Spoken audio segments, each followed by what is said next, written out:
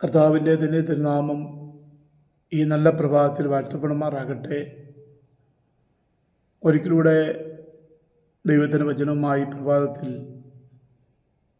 നിങ്ങളെ അഭിസംബോധന ചെയ്ത് സംസാരിപ്പാൻ എനിക്ക് ലഭിച്ചിരിക്കുന്ന ഈ വിലപ്പെട്ട അവസരങ്ങൾക്കായി ദൈവത്തെ സ്തുതിക്കുന്നു, ദൈവത്തിന് മഹത്വം കൊടുക്കുന്നു. വിശുദ്ധ തിരുവെഴുത്തിൽ നിന്നും ചില കാര്യങ്ങൾ ചിന്തിച്ച് ദൈവത്തിലിരിപ്പാൻ ഞാൻ ശരണപ്പെടുകയാണ്. നമ്മെ കേൾക്കുന്ന ഒരു ദൈവമുണ്ട്.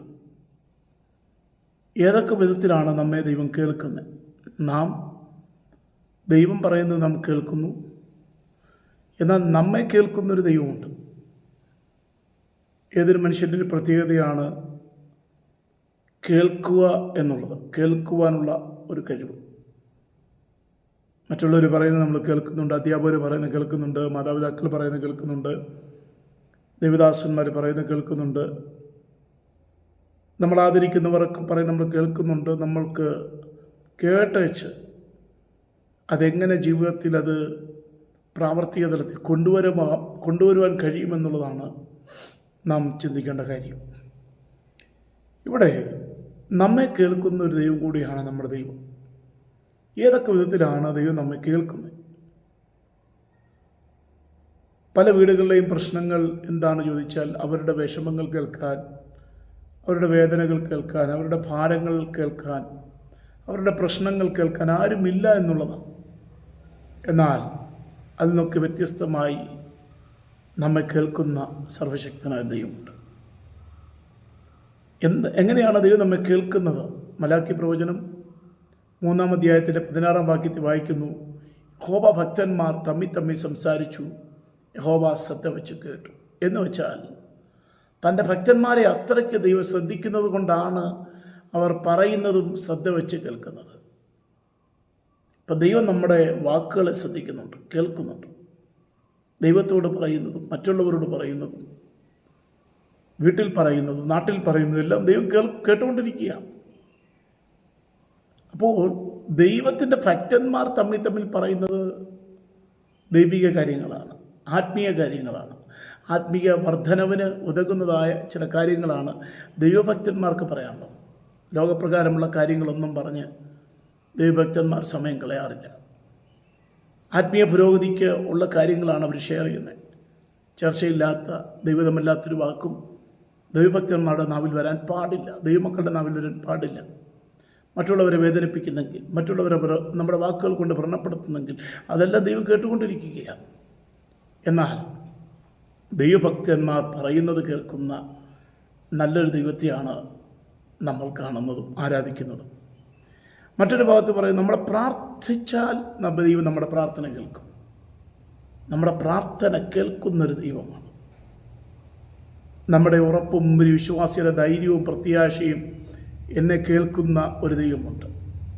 പഴയ നിയമത്തിലേക്ക് പോകുമ്പോൾ തലമുറകളില്ലാതെ ഭാരപ്പെട്ട ഒരു സ്ത്രീയായിരുന്നു ഹന്ന.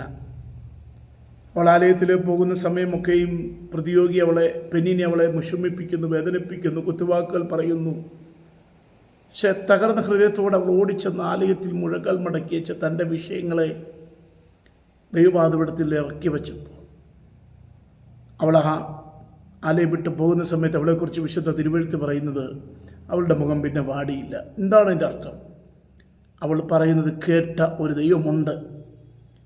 ആ കേട്ടയച്ച് വെറുതെ ഇരിക്കുന്നൊരു ദൈവത്തെ അല്ല അവൾ സേവിക്കുന്ന. അവൾ ആ ദൈവത്തോടല്ല പ്രാർത്ഥിച്ചത്, കേട്ടിട്ട് പ്രവർത്തിക്കുന്ന ഒരു ദൈവമുണ്ട് എന്നുള്ളൊരു ഉറപ്പ് അവൾ പ്രാപിച്ചുകൊണ്ടാണ് ആലയം വിട്ടു പോയത്. പ്രിയമുള്ളവരെ, നമ്മുടെ പ്രാർത്ഥന കേൾക്കുന്നവരില്ല, കേൾക്കുന്നവൻ മാത്രമേ ഉള്ളൂ. പലരോടും നമ്മൾ പറയാറുണ്ട്, ഞങ്ങളുടെ പ്രാർത്ഥന കേൾക്കണേ കേൾക്കണേ കേൾക്കണേ. പക്ഷേ ഒരു ദൈവമേ ഉള്ളൂ നമ്മുടെ പ്രാർത്ഥന കേൾക്കാൻ, ദൈവങ്ങളില്ല. അതിനിടയിൽ വേറെ ആരുമില്ല. ഞങ്ങൾക്ക് വേണ്ടി ദൈവത്തോട് പറയണേ എന്ന് പലരോടും പറഞ്ഞാൽ അവരാരും അപേക്ഷ കേൾക്കുന്നവരല്ല. നമുക്ക് ദൈവത്തോട് പറയാനുള്ള സ്വാതന്ത്ര്യമുണ്ട്. ഒരപ്പൻ മകനോട് പറയുന്ന പോലെ പറയാം. അപ്പം നമ്മളെ കേൾക്കുന്ന ഒരു ദൈവമുണ്ട് എന്നുള്ളത്, ആ യാഥാർത്ഥ്യം നമ്മൾ തിരിച്ചറിയണം. പ്രാർത്ഥന കേൾക്കുക എന്ന് പറയുന്നതിലെ വിശാലമായ അർത്ഥങ്ങളാണുള്ളത്. എന്ന് പറഞ്ഞാൽ എൻ്റെ ദൈവം എൻ്റെ പ്രാർത്ഥന കേട്ടെന്ന് പറയുമ്പോൾ ആ വിഷയത്തിന് ദൈവത്തിൻ്റെ ഭാഗത്തുനിന്ന് നടപടി ഉണ്ടായി എന്നുള്ളതാണ് നാം മനസ്സിലാക്കേണ്ടത്. പലരും പറയുന്ന സാക്ഷ്യങ്ങൾ കേട്ടിട്ടുണ്ട്. ദൈവം ഞങ്ങളുടെ പ്രാർത്ഥന കേട്ടു, ഞങ്ങളുടെ കണ്ണുനീര് കണ്ടു, ഞങ്ങളുടെ നിലവിളി കേട്ടു, ഞങ്ങൾക്ക് വേണ്ടി, ഞങ്ങളുടെ കുടുംബത്തിന് വേണ്ടി, ഞങ്ങളുടെ തലമുറകൾക്ക് വേണ്ടി ദൈവം അത്ഭുതം ചെയ്തു എന്നൊക്കെ പലരും പറയുന്നത് നമ്മൾ കേട്ടിട്ടുണ്ട്. അപ്പോൾ പ്രാർത്ഥിച്ചാൽ കേൾക്കുന്ന ഒരു നല്ല ദൈവം. വേദപുസ്തകത്തിലൊരിടത്തും പ്രാർത്ഥന കേൾക്കുന്നവരെ കുറിച്ചല്ല പറയുന്നത്. വേദപുസ്തകം പഠിപ്പിക്കുന്ന ഒരു കാര്യം, പ്രാർത്ഥന കേൾക്കുന്ന ഒരു ദൈവമുണ്ടെന്ന്. മറ്റൊന്ന്, നിലവിളി കേൾക്കുന്ന ദൈവമാണ് നമ്മുടെ ദൈവം. നമുക്കറിയാം, എരിഹോവിലൂടെ യേശുതമ്പുരാനും ശിഷ്യന്മാരും പുരുഷാരും കടന്നു പോകുമ്പോൾ വഴിയരികിൽ ഭിക്ഷയാചിച്ചുകൊണ്ടിരുന്ന തിമായുടെ മകനായ ബർത്തിമായി എന്നൊരു മനുഷ്യനെക്കുറിച്ച് നമ്മൾ എല്ലാവർക്കും അറിയാവുന്നൊരു ചരിത്രമാണ്. ജന്മനാ കുരുടനായൊരു വ്യക്തി. പതിവില്ലാത്ത ഒച്ചപ്പാടും തിരക്കും ബഹളവുമൊക്കെ കേട്ടപ്പോൾ ചോദിച്ചത്, എന്താണ് ഇവിടെ നടക്കുന്നത്? അപ്പോൾ കൂട്ടത്തിലുള്ളവരെ വിളിച്ച് പറഞ്ഞു, യേശു എന്ന നസ്രായനായ യേശു ഇതുവഴി കടന്നു പോകുന്നു എന്ന് കേട്ടപ്പോൾ പല ആളുകളും അതുവഴി പോയിട്ടുണ്ട്. എന്നാൽ അവരുടെ ഒന്നും പേരുകൾ കേട്ടപ്പോൾ അവന് ചലിച്ചില്ല. എന്നാൽ യേശുവിനെ കുറിച്ച് കേട്ടപ്പോൾ അവൻ യേശുവിനോട് ഭിക്ഷ ചോദിച്ചെന്നല്ല, യേശുവിൻ്റെ മുമ്പിലേക്ക് തൻ്റെ ഭിക്ഷപാത്രം നീട്ടിയെന്നല്ല അവിടെ എഴുതിയിരിക്കും. അവൻ ഇരുന്നർത്തുനിന്ന് എഴുന്നേറ്റു. അതുവരെ ആരുടെ മുമ്പിലും കരയാത്തവൻ യേശുവിൻ്റെ മുമ്പിൽ കരയാൻ തുടങ്ങി. യേശുവിനോട് നിലവിളിച്ചു, യേശുവേ ദാവീദ് പുത്ര, എന്നോട് കരുണ തോന്നണമേ എന്ന് നിലവിളിച്ചു. പലരും പറഞ്ഞു, മിണ്ടാതിരി, നിൻ്റെ വിഷയം യേശു കൈകാര്യം ചെയ്യാനല്ല പോകുന്നത്. തിരക്കട്ട ഒരു ശുശ്രൂഷയ്ക്ക് വേണ്ടി യേശു തമ്പുരാൻ പോകുമ്പോൾ അവനോട് പലരും ശാസിച്ചു.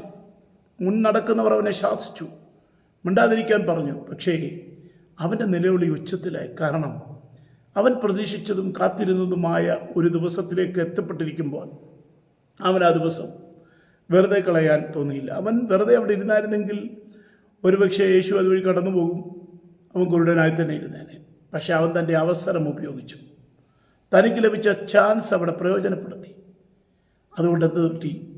നിലവിളി ഉച്ചത്തിലായപ്പോൾ അവൻ യേശുവിൻ്റെ അടുക്കലേക്ക് അവനെ കൊണ്ടുവന്നു. യേശു അവൻ്റെ നിലവിളി കേട്ടു. അവിടെ നിന്നു യേശു. അവനെ എൻ്റെ അടുക്കൽ കൊണ്ടുവരാൻ പറഞ്ഞു. ചോദിച്ചു, എന്താണ് ഞാൻ നിനക്ക് ചെയ്തത്? എനിക്ക് കാഴ്ച വേണം. അവൻ കരഞ്ഞതല്ല, കരച്ചിലിൻ്റെ നില മാറി നിലവിളിച്ചു എന്നാണ്. എന്താണ് നിലവിളി എന്ന് പറഞ്ഞാൽ? നിലം വിട്ടുള്ള വിളിയ, സാഹചര്യം നോക്കാതെ, സന്ദർഭം നോക്കാതെ, ആര് കൂടെ നിൽക്കുന്നു, എന്താണ് അവിടുത്തെ അവസ്ഥ, ഇന്നൊന്നും വിലയിരുത്താതെ തൻ്റെ ആവശ്യബോധത്തിൻ്റെ ഘനമോർത്തപ്പോൾ നിലവിട്ട് തൻ്റെ സാഹചര്യം മറന്ന്, തൻ്റെ അവസ്ഥ മറന്ന് നിലവിളിച്ചു. അങ്ങനെ നിലവിളിച്ച ഒത്തിരി ആളുകൾ എന്നെ കേൾക്കുന്നുണ്ടായിരിക്കാം. അങ്ങനെയുള്ള സാഹചര്യങ്ങളിലൂടെ പോയിട്ടുള്ള പ്രിയപ്പെട്ടവർ എന്നെ കേൾക്കുന്നുണ്ടായിരിക്കാം. ഞാനൊരു കാര്യം പറയാം. ഭൂമിയിൽ ജനിച്ചു വീണിട്ട് ഒരിക്കൽ പോലും നിലവിളിക്കാത്തവരായി ആരെയും ഞാൻ കണ്ടിട്ടില്ല.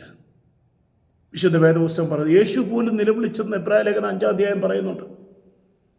പഴയ നിയമത്തിൽ പറഞ്ഞ മോശ നിലവിളിച്ചു. എന്നാൽ ദൈവം കേട്ട നിലവിളികൾക്കൊന്നും മറുപടിയില്ലാതെ പോയിട്ടില്ല പ്രിയമുള്ളവരെ. അപ്പം ദൈവം നമ്മുടെ പ്രാർത്ഥന കേൾക്കും. ദൈവം നമ്മുടെ വിലാപത്തെ കേൾക്കും. ദൈവം നമ്മുടെ പ്രാർത്ഥന കേൾക്കും. നമ്മൾ പറയുന്നത് ദൈവം കേൾക്കും. നമ്മുടെ നിലവിളി കേൾക്കും. അവസാനമായി ഞാൻ പറയാം, നമുക്കെതിരെ ആരെങ്കിലും ശബ്ദിച്ചാൽ അതും കേൾക്കുന്നൊരു ദൈവമാണ്. മോശയുടെ കുടുംബത്തിലൊരു വിഷയമുണ്ടായി. മോശ കോശ്യ സ്ത്രീയെ വിവാഹം കഴിച്ചതിൻ്റെ പേരിൽ മിരിയാമും അഹ്റോനും അവർ തമ്മിൽ യോജിച്ചുകൊണ്ട് അവിടുത്തെ വിഷയങ്ങളെ വഷളാക്കിക്കൊണ്ട് മോശയ്ക്കെതിരായി ദൈവസ്ഥിതി പിറുവിറുത്തപ്പോൾ, ദൈവത്തിൻ്റെ ദാസനായ മോശയുടെ നേരെ അവർ പിറുവിറുത്തപ്പോൾ ദൈവത്തോട് പറഞ്ഞു, പരാതി പറഞ്ഞപ്പോൾ, പരിഭവിച്ചപ്പോൾ ദൈവം അവരെ ശിക്ഷിച്ചു എന്ന് വിശുദ്ധ വേദപുസ്തകം നമ്മെ പഠിപ്പിക്കുന്നുണ്ട്. കൂടപ്പറപ്പാണ്, സഹോദരനാണ്. പക്ഷേ ദൈവത്തിൻ്റെ പ്രതിപുരുഷനായി നിൽക്കുന്ന മോശ, വലിയൊരു ദൗത്യത്തിന് വേണ്ടി ഇറങ്ങിത്തിരിച്ച മോശ, ദൈവത്താൽ വലിയൊരു സമൂഹത്തെ രക്ഷിച്ചെടുക്കുവാൻ കൽപ്പന കിട്ടിയ മോശ, ആ മോശയ്ക്കെതിരെ ആര് എഴുന്നേറ്റാലും അവരെ ശിക്ഷിക്കാതെയും വിടത്തില്ല. അതുകൊണ്ട് നമുക്കെതിരായി ആരെങ്കിലും ശബ്ദമുയർത്തിയാൽ, നമുക്കെതിരായി ആരെങ്കിലും വെല്ലുവിളി ഉയർത്തിയാൽ നാം പ്രതികരിക്കേണ്ട, മിണ്ടാതിരി, ദൈവം നിറഞ്ഞുകൊള്ളുകയും നമുക്ക് വേണ്ടി പ്രതികരിക്കുന്ന, നമുക്ക് വേണ്ടി ശബ്ദിക്കുന്ന, നമുക്ക് വേണ്ടി സംസാരിക്കുന്ന, ശിക്ഷിക്കേണ്ടവരെ ശിക്ഷിക്കുന്ന, ശാസിക്കേണ്ടവരെ ശാസിക്കുന്നൊരു ദൈവമുണ്ട്. എന്നെ കേൾക്കുന്ന മാന്യ സഹോദരനേ, താങ്കളുടെ പ്രശ്നത്തിന് പരിഹാരം കാണാൻ ഈ ലോകത്തിൽ ആരും താങ്കളുടെ കൂടെയില്ലെങ്കിലും ഭാരപ്പെടേണ്ട. താങ്കളെ നിലവിളി കേൾക്കുന്നൊരു ദൈവമുണ്ട്. താങ്കളുടെ പ്രശ്നത്തിന് എതിരായി നിൽക്കുന്ന, താങ്കളുടെ വിഷയത്തിനെതിരായി നിൽക്കുന്നവരോട് സംസാരിക്കുന്ന ഒരു നല്ല ദൈവമുണ്ട്. താങ്കളുടെ പ്രാർത്ഥന കേട്ട് ആ പ്രാർത്ഥനയ്ക്ക് മറുപടി തരുന്ന ഒരു നല്ല ദൈവമുണ്ട്. താങ്കളുടെ വിലാപത്തിൻ്റെ അവസ്ഥ മാറ്റുന്നൊരു ദൈവമുണ്ട്. സങ്കീർത്തനക്കാരൻ പറയും, നീ എൻ്റെ വിലാപത്തെ എനിക്ക് നൃത്തമാക്കി, എൻ്റെ രട്ടഴിച്ച് എന്നെ സന്തോഷമെടുപ്പിച്ചു. പ്രിയ സുഹൃത്തുക്കളെ, ഞാൻ എൻ്റെ വാക്കുകൾ ഇവിടെ അവസാനം കുറിക്കുമ്പോൾ നമ്മെ കേൾക്കുന്ന, അറിയുന്ന ഒരു ദൈവത്തെക്കുറിച്ച് നമുക്ക് പിന്നെയും ആ ദൈവത്തെ ഓർത്ത് സന്തോഷിക്കുവാൻ, ആ ദൈവത്തെ സേവിക്കുന്ന കാര്യത്തിൽ അഭിമാനിക്കുവാൻ സർവശക്തനായ ദൈവം നമ്മെ സഹായിക്കട്ടെന്ന് പ്രാർത്ഥിച്ചുകൊണ്ട് എല്ലാവർക്കും ഒരു ശുഭദിനം ആശംസിച്ചുകൊണ്ട് എൻ്റെ വാക്കുകളെ ഞാൻ ചുരുക്കുന്നു. സർവേശ്വരനായ ദൈവം നിങ്ങളെ അനുഗ്രഹിക്കുമാറാകട്ടെ.